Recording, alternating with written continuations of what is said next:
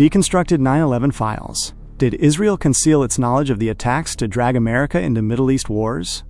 In a 5-part documentary series that garnered over 14.4 million views in just 5 months, American broadcaster Tucker Carlson raised shocking questions about the official narrative of the 9/11 attacks, pointing directly toward a potential role for Israel.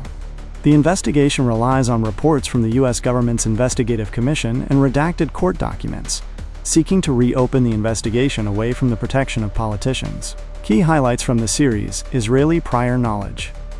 In an interview with Piers Morgan, Carlson claimed that Israeli intelligence had prior knowledge of the attacks, pointing to the so-called dancing Israelis who were filmed celebrating the attacks.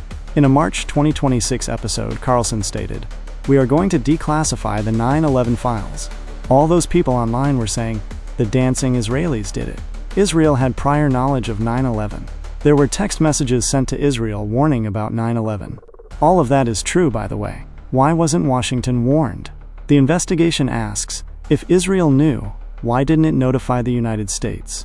Carlson suggested that withholding the information served Israel's interests because embroiling America in Middle East conflicts benefited it. Suspicious stock trading. The series questions, who profited from trading airline stocks hours before the attacks?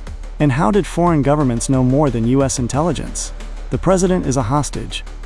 In an interview with the New York Times, May 2026, Carlson described President Trump as a hostage under the complete control of Netanyahu, comparing his relationship with the Israeli prime minister to servitude or slavery. The Iraq War, an Israeli product.